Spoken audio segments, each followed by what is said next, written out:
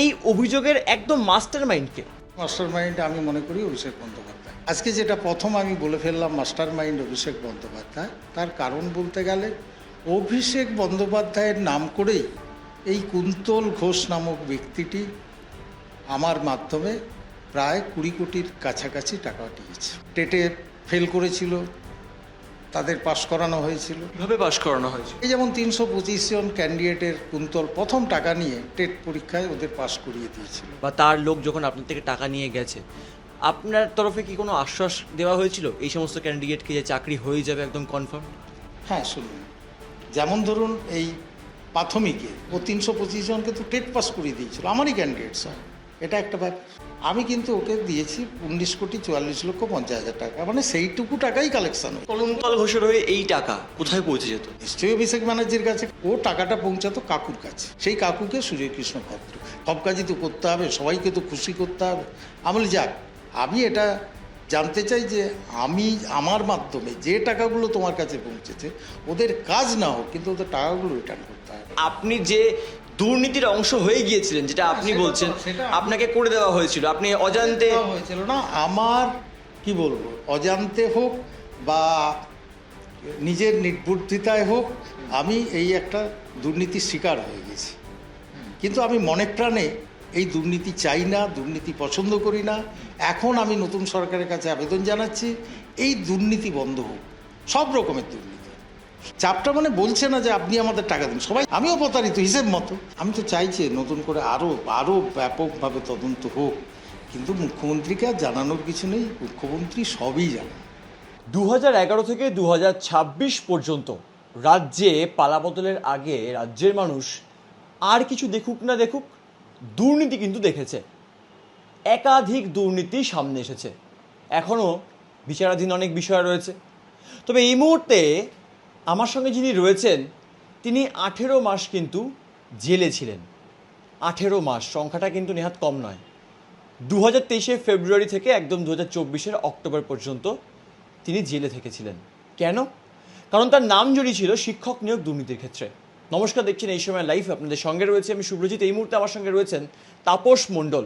শিক্ষক নিয়োগ দুর্নীতির যে জাল, যে নেক্সাস, তার মধ্যে তিনিও একজন ছিলেন। এই অভিযোগে তাকে কিন্তু গ্রেপ্তার করা হয় এবং তারপর 18 মাস তিনি জেলে ছিলেন এবং তদন্ত এখনও চলছে।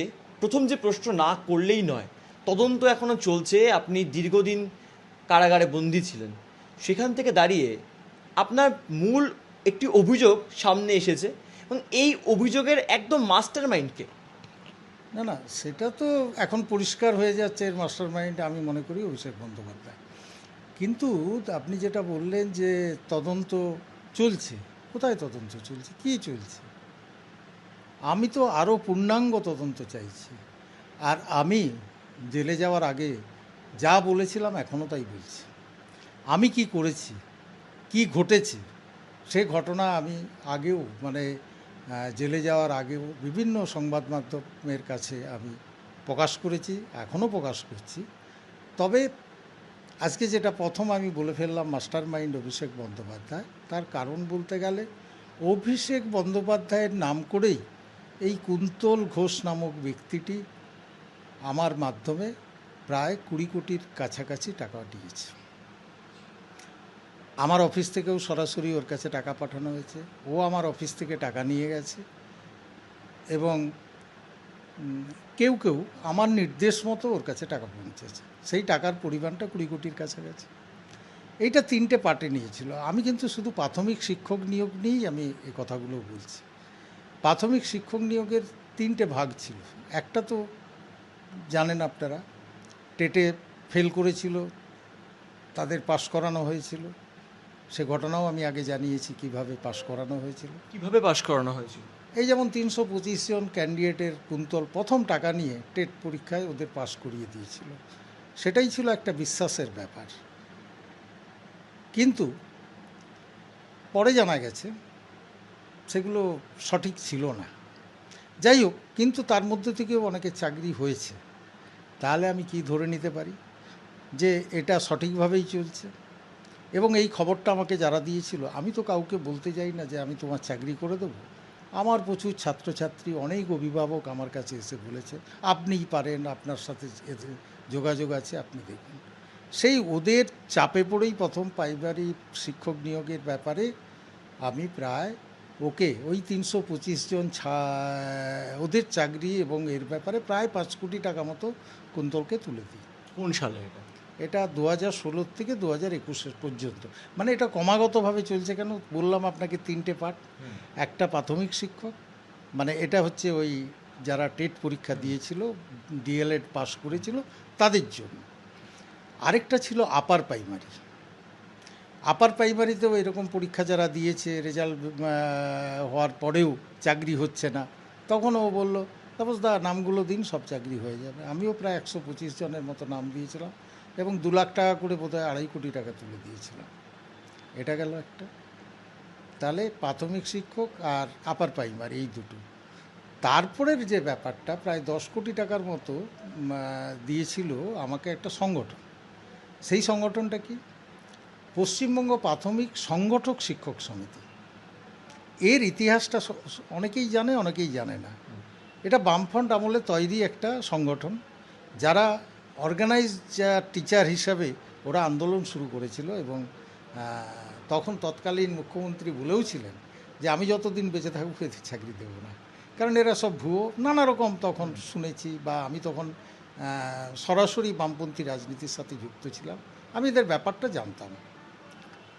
তো আমি কোনোদিনই ওদের ব্যাপারে মাথা ঘামাইনি ভাই। ঠিক 2015 নাগাদ ওদের কয়েকজন নেতা আমার কাছে আসে যে তাপসবাবু আপনি তো জানেন যে আমরা তো সংগঠক শিক্ষকদের এই সংগঠনটা করি, তো বামফ্রন্ট আমলেও আমাদের কিছু হয়নি, আর আমরা হাইকোর্টেও মামলা করেছিলাম, সুপ্রিম কোর্ট থেকে আমরা একটা রায় বের করেছি, এর পরিপ্রেক্ষিতে যদি আপনি একটু করেন, কারণ আপনার সাথে সবার যোগাযোগ আছে, এই কারণেই আপনার কাছে এসেছে। তো আমি ওদের অর্ডারের কপিটা পড়লাম। তাতে দেখা গেছে 2600 নাম আছে সারা পশ্চিমবাংলার। তাদের কনসিডার করার জন্য রাজ্য সরকারকে বলেছে, এর বেশি কিছু নেই। তাহলে রাজ্য সরকার ইচ্ছে করলে কনসিডার করতে পারে, নাও করতে পারে। তো পরবর্তীকালে রাজ্য সরকার একটা কমিটি তৈরি করেছিল, এটা আমি মানিকবাবুর কাছ থেকেই পরে জানলাম। মানিকবাবু বললেন ও সব ছাড়ুন, আপনি ওর মধ্যে ঢুকবেন না। আপনি মানিকবাবুর সাথে যখন আলোচনা করেছিলাম, ওরা অনেক টাকা পয়সা তুলেছে, এই করেছে, এইসব বললো, আপনি এর মধ্যে ঢুকবেন না। পার্থবাবুর কাছে গেলাম, পার্থবাবু বললো আমি কন্ট্রাকচুয়াল বেসিসে এদের নিয়োগ করতে পারি, কারণ ওদের চুল পেকে গেছে, দাঁত পড়ে গেছে, আর ক বছর চাকরি করবে, আমি কন্ট্রাক্ট। কিন্তু ওরা তাতে রাজি হয়নি। ওরা আমাকে ক্রমাগত চাপ দিতে, আপনি একটু অভিষেকের সাথে লাইন করে দিন না। আমি অভিষেকের সাথে আমার কোনো পরিচয় নেই। হ্যাঁ, কিন্তু অভিষেক বন্দ্যোপাধ্যায়। অভিষেক বন্দ্যোপাধ্যায়। তো তখন কালীঘাটে গিয়ে যেটুকু সন্ধান পেয়েছিলাম যে মোটামুটি সুমিতের সাথেও আমি দেখা করেছিলাম, ওর বিয়ে, ও খুব একটা গুরুত্ব দেয়নি। পরবর্তীকালে আমি সন্ধান পাই এই কুন্তল ঘোষ, মানে কুন্তল ঘোষ অভিষেকের সাথে যুক্ত এই কারণেই, ও তখন যুব সম্পাদক, এবং বিভিন্ন সোর্সে আমি জানতে পারি যে ওর সাথে অভিষেক বন্দ্যোপাধ্যায় যোগাযোগ আছে। তো ওকে আমি ব্যাপারটা বলি, তখন ও বলেছিল দাদার সাথে আমার কথা হয়ে গেছে, এগুলো সব হবে, আপনাকে এই টাকা দিতে হবে, অর্থাৎ এই 2600 ক্যান্ডিডেটের এগেনস্টে 13 কোটি টাকা অ্যাডভান্স করতে হবে, অর্থাৎ প্রত্যেক ক্যান্ডিডেট পিছু 50,000 টাকা করে দিতে হবে, আর এরা যখন অ্যাপয়েন্টমেন্ট পাবে এদের 1 লক্ষ টাকা করে দিতে হবে।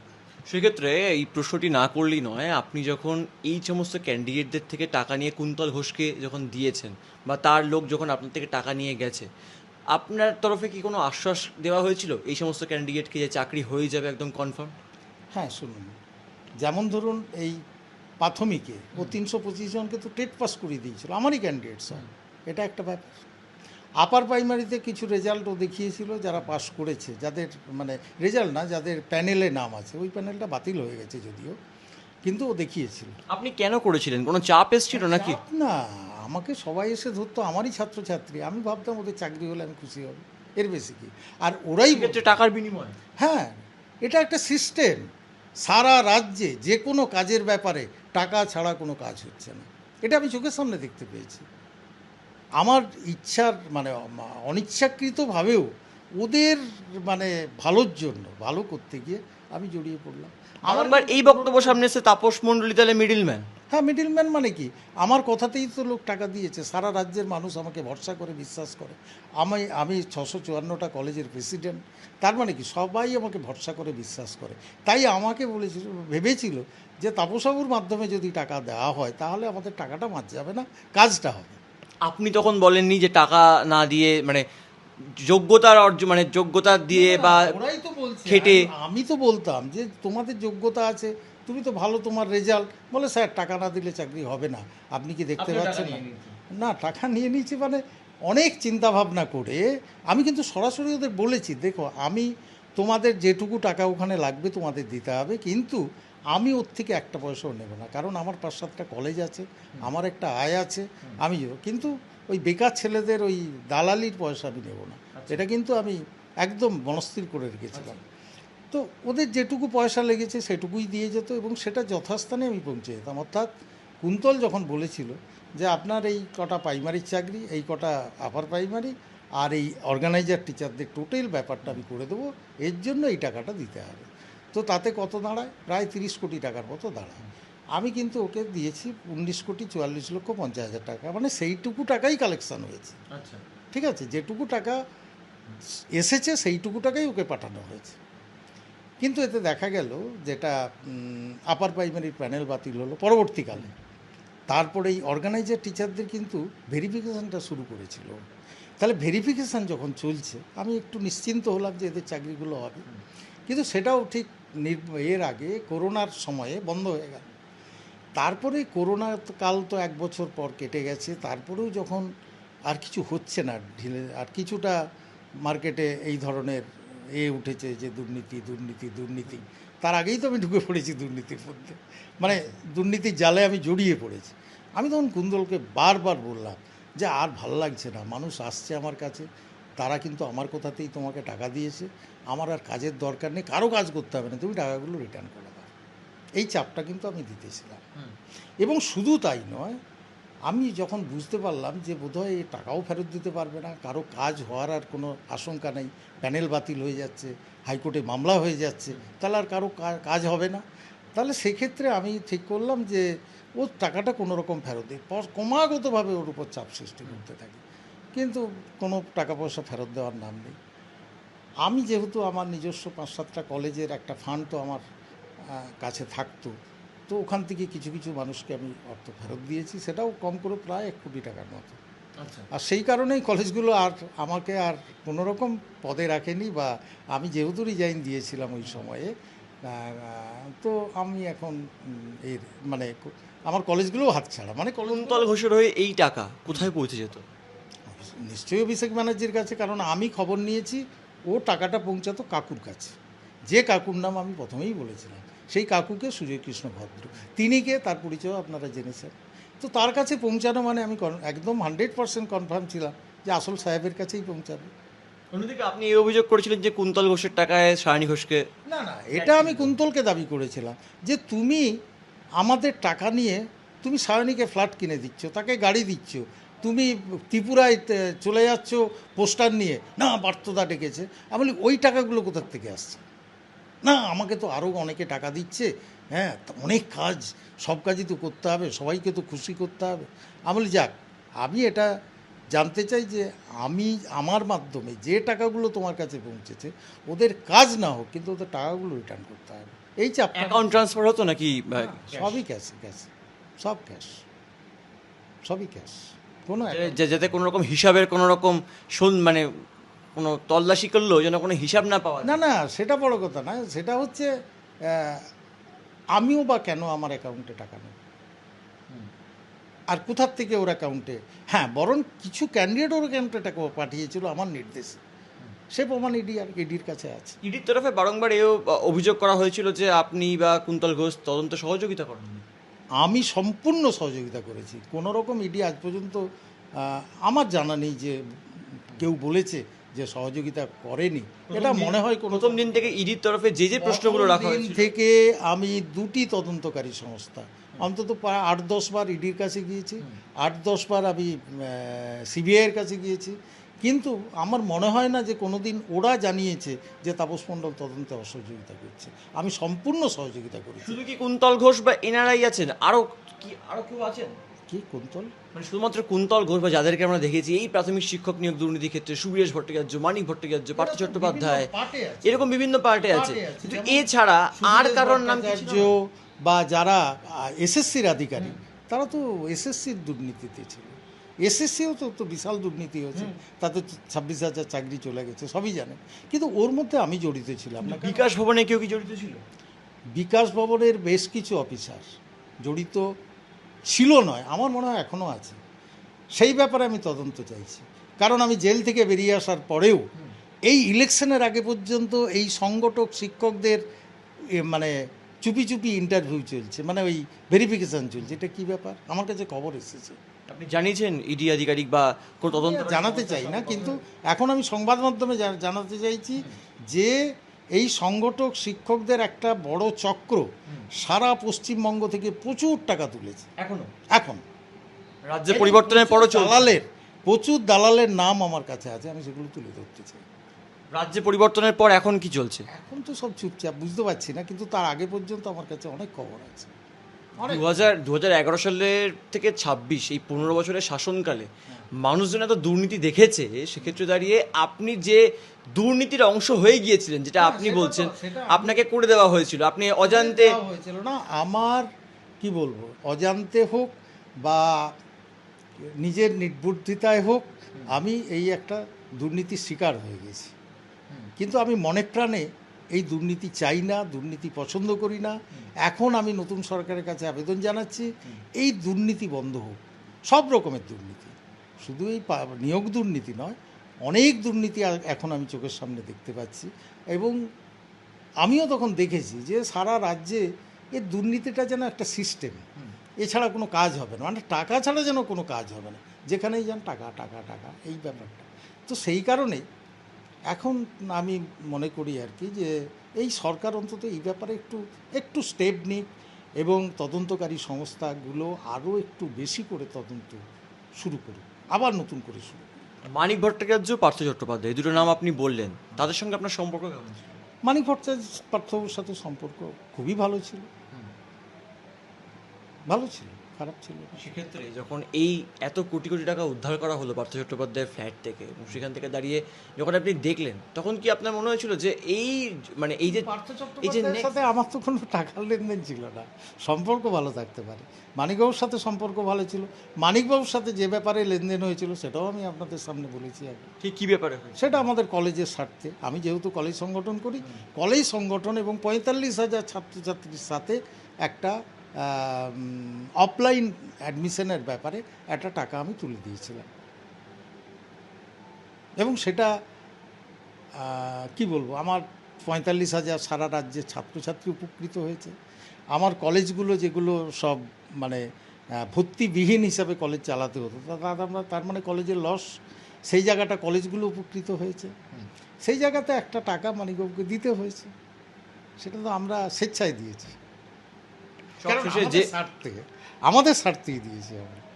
সবশেষে যে প্রশ্ন না করলেই নয়, এই যে কুন্তল ঘোষ কেউ টাকা দিয়েছে কিসের জন্য? আজকে আমি দেখতাম যদি চাকরিগুলো হয়ে যেত, তাহলে আমার উপর এই যে বাড়িতে মাঝে মাঝে কিছু লোকজন আসছে, কি হবে, হ্যাঁ, এই চাপটা নিতে হচ্ছে। চাপটা মানে বলছে না যে আপনি আমাদের টাকা দিন, সবাই জানে আসে, কি হবে, আমাদের টাকাগুলো কি ফেরত পাবো? আমি বলি দেখো, আপনি কি উত্তর দেন? আমি সেখানে একটাই উত্তর দিই, তোমরা প্রতারিত হয়েছো, তোমরা প্রতারিত যেহেতু হয়েছো, তোমরা এক কাজ করো, তোমরা একটা ঐক্য করো, মানে একটা সংগঠন তৈরি করো, করে যেমন রোজভ্যালি সারদার যেসব প্রতারিত ব্যক্তিরা যারা ছিল, তারাও তো একটা সংগঠন করে মামলা করেছে, আপনারও দায় বর্তায়। হ্যাঁ, দায় বর্তায়, আমিও অংশ নেব, আমিও তো প্রতারিত, আমি কুন্তলের কাছে প্রতারিত। আপনি কুন্তলের কাছে প্রতারিত? হ্যাঁ, আমিও প্রতারিত হিসেব মতো। আমার কথায় যারা টাকা দিয়েছে, আমি মিডিলম্যান হিসাবে, কুন্তল তো আমাকে প্রতারিত করেছে, তাই না? কিন্তু আমি এখনও জোর গলায় বলছি, আমি এই শিক্ষক নিয়োগ দুর্নীতিতে জড়িয়ে আজকে 18 মাস জেল খাটলাম, আমার অনেক ক্ষতি হয়েছে, কিন্তু ওই চাকরির টাকার একটা পয়সা আমি ভোগ করিনি, বরং পকেট থেকে আমি টাকা দিয়েছি, এইটা আমি বলতে চাই। আপনি একদম প্রথমে যে শেষ প্রশ্ন না করলেন, আপনি প্রথমে একদম বললেন যে অভিষেক বন্দ্যোপাধ্যায়ের কাছেই টাকা পৌঁছে যেত। সেক্ষেত্রে দাঁড়িয়ে রাজ্যে পরিবর্তন হয়েছে, রাজ্যের নতুন মুখ্যমন্ত্রী শুভেন্দু অধিকারী। আপনার মনে হয়েছে তার কাছে গিয়ে আপনি জানাবেন পুরো বিষয়টা? কারণ এত বড় একটা স্ক্যাম, বাংলায় এতদিন ধরে এই স্ক্যাম চলেছে, সেক্ষেত্রে বিষয়টা তদন্ত এখনও সাপেক্ষ, বিচারাধীন বিষয়। সেক্ষেত্রে যদি মুখ্যমন্ত্রীর কাছে আপনি জানান, তদন্ত একটা সহায়তা হবে। আমি তো চাইছি নতুন করে আরও আরও ব্যাপকভাবে তদন্ত হোক, কিন্তু মুখ্যমন্ত্রীকে আর জানানোর কিছু নেই, মুখ্যমন্ত্রী সবই জানেন। আমার মনে হয়েছে রাজ্যের মুখ্যমন্ত্রী তিনি যেভাবে এগোচ্ছেন আর কি, তাতে আস্তে আস্তে সব পরিষ্কার হয়ে যাবে, এটা আমার আশা। দুর্নীতির একদম শেষ মানে জাল হবে কি না জানি না, আমি এই দুর্নীতির জালটা নির্মূল হোক এটা আমি চাইছি। অর্থাৎ স্বাভাবিকভাবেই আমরা কথা বলছিলাম তাপস মণ্ডলের সঙ্গে, যিনি প্রাথমিক শিক্ষক নিয়োগ দুর্নীতিতে অভিযুক্ত এবং যিনি 18 মাস জেলে কাটিয়েছেন। তার মূল অভিযোগ হচ্ছে কুন্তল ঘোষের বিরুদ্ধে। আমরা দেখেছিলাম 2022, 23, 24 সালে যেভাবে এই প্রাথমিক শিক্ষক নিয়োগ দুর্নীতি হয়েছে, যে অভিযোগ উঠেছে, শিক্ষকরা রাস্তায় নেমেছেন, যারা হকের চাকরিতে রাস্তায় নেমেছেন, দীর্ঘদিন ধরে তারা আন্দোলন করেছেন। সেক্ষেত্রে দাঁড়িয়ে যেমনটা তাপস মণ্ডল বললেন যে তার মাধ্যমে কিন্তু টাকা পৌঁছে যেত, তবে তিনি কিন্তু এই টাকার 1% তিনি কিন্তু নিজের কাছে রাখেননি, বরং তার নিজের পকেট থেকেও টাকা গিয়েছে। রাজ্যে পরিবর্তন হয়েছে, রাজ্যের মুখ্যমন্ত্রী শুভেন্দু অধিকারী তিনি বারংবার বলেছেন যে শিক্ষক নিয়োগ দুর্নীতি হোক বা বিভিন্ন স্ক্যাম হোক, যে গত 15 বছরে হয়েছে, তাহার বিহিত কিন্তু এই সরকার দেখেই ছাড়বে। এখন দেখার বিষয়, রাজ্যে যে প্রাথমিক শিক্ষক নিয়োগ দুর্নীতি হয়েছে এবং তাপস মণ্ডল যে বিষয়গুলো সামনে তুলে ধরলেন, সেখান থেকে দাঁড়িয়ে এই জালে একদম শেষ যে মাছ, তাকে কি ধরা যাবে?